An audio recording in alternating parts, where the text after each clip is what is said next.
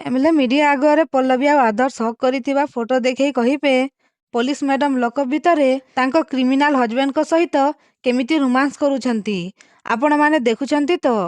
ଆଉ ୟାକୁ ହିଁ କୁହନ୍ତି ଚୋର ପୋଲିସର ମଧୁଚନ୍ଦ୍ରିକା। ଆଦର୍ଶ ବାବୁ ଚୋର ନୁହନ୍ତି, ଜଣେ ଖୁଣି ଅପରାଧୀ ସେ।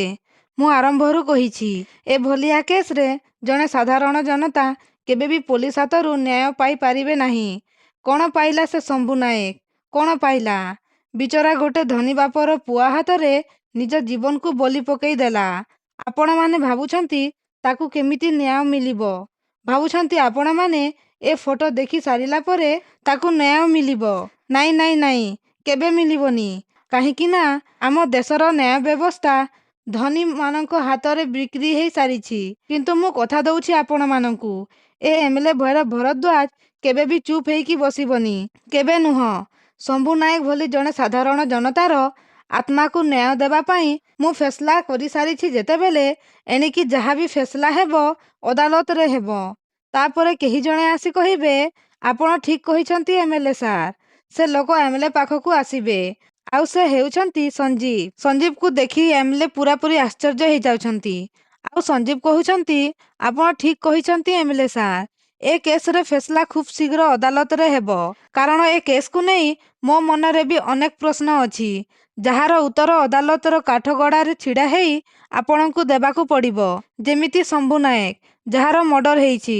ଏଇ କିଛି ଦିନ ତଳେ 2 ଜଣ ବାଇକ୍ରେ ଆସି ବନ୍ଧୁକରେ ଗୁଳି ଚଲେଇ ତାକୁ ଜୀବନରୁ ମାରିଦେବାକୁ ଚେଷ୍ଟା କରିଥିଲେ।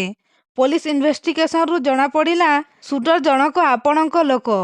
ପୁଣି କହିବେ, ତା'ମାନେ ସେ ଗୁଲିକାଣ୍ଡ ସହିତ ପ୍ରତ୍ୟକ୍ଷରେ ହଉ ବା ପରୋକ୍ଷରେ ଆଉ ଆପଣଙ୍କର ସମ୍ପୃକ୍ତି ନାହିଁ ତ ଏମ୍ଏଲ୍ଏ ସାର୍? ତାପରେ ଏମ୍ଏଲ୍ଏ କହିବେ, ଏ ମିଷ୍ଟର। ଏହାପରେ ସଞ୍ଜୀବ କହିବେ, ଇଏ ତ କେବଳ ଗୋଟାଏ ପ୍ରଶ୍ନ। ଅଦାଲତର କାଠଗଡ଼ାରେ ଏମିତି ଅସଂଖ୍ୟ ପ୍ରଶ୍ନ ସାମ୍ନା କରିବାକୁ ହେବ ଆପଣଙ୍କୁ ଏମ୍ଏଲ୍ଏ ସାର୍। ତାପରେ ହେମୁ ଏମ୍ଏଲ୍ଏଙ୍କ କାନ ପାଖରେ କହିବେ, ସାର୍, ଇଏ ଆପଣ କ'ଣ କରୁଛନ୍ତି? ମିଡିଆ ସାମ୍ନାରେ ଏତେ ଜୋରରେ ଚିଲଉଛନ୍ତି। ତାପରେ କିଏ ଜଣେ ଏମ୍ଏଲ୍ଏଙ୍କ ମୁହଁରେ ଟମାଟୋ ଫୋପାଡ଼ି ଦେବ। ଆଉ ଜଣେ ସ୍ତ୍ରୀଲୋକ କହିବ, ଏମ୍ଏଲ୍ଏ ଭରଦ୍ୱାଜ ମୁର୍ଦାବାଦ କହି ସମସ୍ତେ ନାରାବାଜି ଲଗେଇବେ।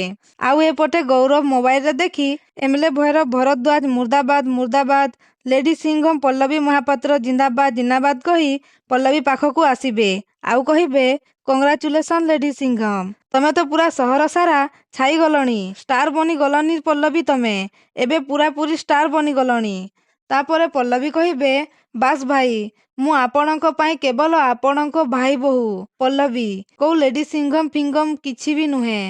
ଏହାପରେ ପଲ୍ଲବୀ ଆଉ ରିମଝିମ ଏକା ସାଙ୍ଗରେ ଟିଫିନ ରେଡି କହିବେ, ଆଉ ଅଟକି ଯିବେ। ତାପରେ ରିମଝିମ କହିବେ, ଗୌରବ, ମୁଁ କହିଲି ନା, ଆସ ଖାଇବ। ଏହାପରେ ଗୌରବ କହିବେ, ହଁ ଖାଇବା, କିନ୍ତୁ ମୁଁ ଗୋଟେ ନ୍ୟୁଜ୍ ନେଇକି ଆସିଛି।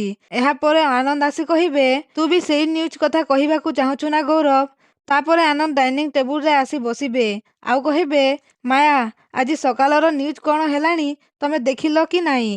ଆରେ, ଏମ୍ଏଲ୍ଏ ଭରଦ୍ୱାଜ ସକାଳୁ ସକାଳୁ ମିଡିଆ ଡକେଇ ଆଦର୍ଶ ଆଉ ଆମ ପରିବାର ଉପରେ କାଦୁଅ ଫୋପାଡ଼ିବା ପାଇଁ ଚେଷ୍ଟା କରୁଥିଲା। କିନ୍ତୁ ଠିକ୍ ସମୟରେ ପବ୍ଲିକ ତାକୁ ଉଚିତ ଜବାବ ଦେଇଛନ୍ତି। ତାପରେ ରୁବି ପୁରାପୁରି ଆଶ୍ଚର୍ଯ୍ୟ ହେଇଯାଉଛନ୍ତି। ତ ଦର୍ଶକ ବନ୍ଧୁ, ଏବେ କ'ଣ ପଲ୍ଲବୀ ଏମ୍ଏଲ୍ଏ ଭରଦ୍ୱାଜକୁ ପୁଣି ଥରେ ଆରେଷ୍ଟ କରିବେ କି? ଯଦି ହଁ, ତାହେଲେ ଆମକୁ କମେଣ୍ଟ କରି ଜଣାନ୍ତୁ।